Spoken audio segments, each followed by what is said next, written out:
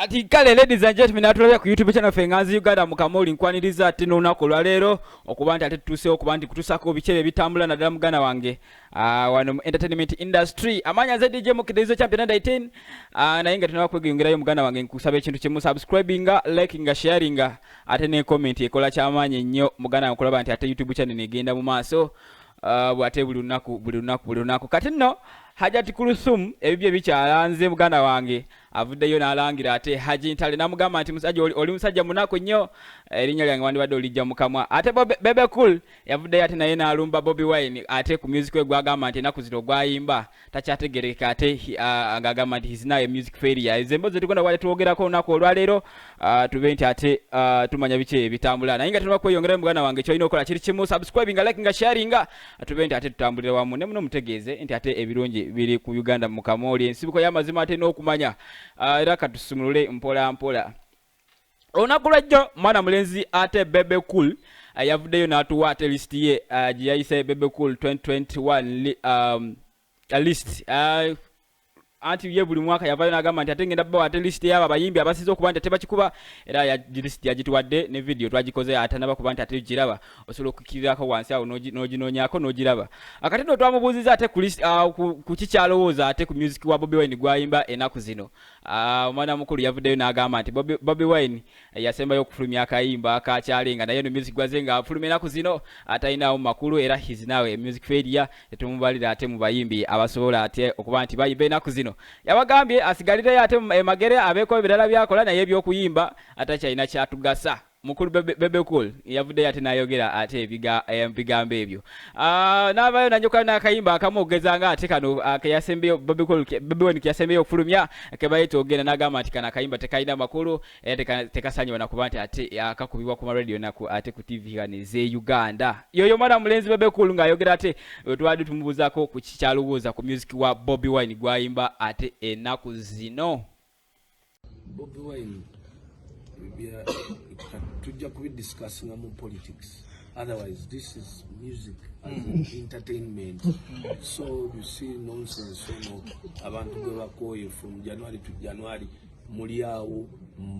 mbugenda ayimbye bino gagamba Museveni nti ogenda you still have time for that so you see music sobola kubiteeka na kubyogera bwe yayimba gundi yasemba kuyimba kyalenga samutekayo yatekayo n'engule twalwogerako tuliyambala engule twalwogerako akatengo zikizo tozimanyi bozimanyi temunkamanyi temuba nakatengo oba naye Uganda temuba kati gwe naawe oyimbye bulungi uli mu represent nze bulungi kati mu ngeri eyo tazinza kubeera yimba yange gwe ate nze kugaye gwe tuyimbire gweoyinza okuyimba oluyimba lw'omuntu olulungi n'oluyimba bubi era nawe kuba n'abiyimba abiyimba bubi naye mubi nawe nosalawo kiyimbe bubi tuli ku protocol list list etera okujja ne warnings warnings ezo I basically just want to say this here sinza kuonenga muntu tubadde mu bizibu bingi abantu era bempa credit Kenzo muwa credit because yaita mu scenario tebadde awo nga tuvuddewo ate ensonga za Hajati Kulusum nazo zikyate muganda wange ebisongovu bikyavaayo muganda wange byogerwa ate mukuva mu nsonda ez'enjawulo navaayo ne nkutegeeza nti omu ku bantu abavaayo ate ne balaga obutali bumativu eri ate engeri Hajati Kulusum gye yavaamu n'ate n'akolamu ate okwanjula ye Haji Ntale akulira ate Ntale Skin Products wano mu Uganda yavaayo n'agamba nti talabangako mukyala muferinga ono olw'okuba nti ate yali amusubiramu bingi ng'ate amaze n'okukyala ewa muganda wa Kulusum gwe bayita Ibrahim Sebunya Sedize Kawukweyo era n'amugulira n'ennyumba n'amba n'ettaka n'amugulira naye ate kyamalamu amannyo okulaba nti ate Kulusum yavaayo ate n'ayanjula ate mwana mulenzi gwe bayita Akram Gomesiriza abadde akasibira esaidi ze ye South Africa so abibadde nga ayogerera ebigambo bingi amuyita omwenzi amuyita omuyaaye so kati olunaku lwejjo twabadde awo nga tunoonyako Hajati Kulusum Dr. Kulusum era ne tumufuna naye ate yayogedde bingi nnyo yagambye nti talabangako omuntu mwavu ate nga Haji ate Haji Ntale Golowa Adamu CEO ate Ntale Products ono yamugambe ntalina kasente kasobola yadde kusomesa mwana we amugana tamu yadde erimu era yandibadde nti ate amwesonyiwa afuneyo ebirala byakola wabula ate erinnya li yandibadde nti alijja mu kamwa ke afuneyo ebirala byakola Hajjati Kulusi omuntu amufunye era yinza nsaba kuba nti ate mukuwa naye obe nti ate omwewulirako olabe nti biki Ntale yajjanga sponsor mu foundation zange ziyangamba mugagganya ina company era mbadde nga ne activities nga leta zibbaani wange yamala n'asaba mbere mukyala we naye tekyasobose kakati akkirize nti omukisa Sheikh Akram yagufunye so siye abakyala bangi ajja funa owuwe agamba yakugulira ne kalina naye obadde omubanja ebyako mbadde sinonya kalina nina obusobozi obugula kalina ey'emiliyoni 4 gy'ayogerako mbadde njagala ono yeebuuza mu kulakulamu ekyenjawulo kyayina kuye ku sente zayina n'omuleka ono ayagala kukimanya Ntale yagala okimanya ayagala kukimanya ajja kukimanya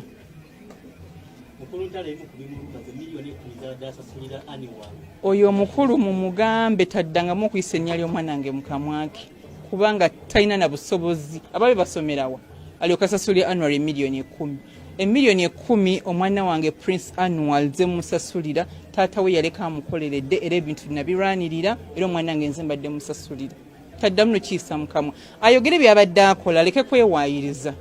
bamala okutuwoowa bamala okutuwoowa nekasi ebadde tuleese alhamdulillah Allah bwatyo yabitegeka mashallah bibamanyi omuntu okola bikusanyusa so sikulumya balala omukulu oyo wamumanyidde ebbanga bitu bibakwatako abantu beebuuza wamwasinkana ddi mwasinkana ekikulu tuli fembi wagendako South Africa nga tetumanyi nemwesange kati mwalina okumanya nange buli onotenda okumbuuza ate mu America wagenda ddi banange nga balabye naye mukulwakula mu ngalumiza abasajja bangi twalabye mukulu Ntale akaaba amaziga ga kumukumu twalabyeko omukulu gwe bayita Peter Serebu akaaba amaziga Peter Serebu ani waliwo gwe bayita Peter Serebu ate Peter Serebu yani eyo naye agamba yasiramuka n'okusiramuka ku lulwo simuliranga nakoyo isma tubadde tukola naye emirimu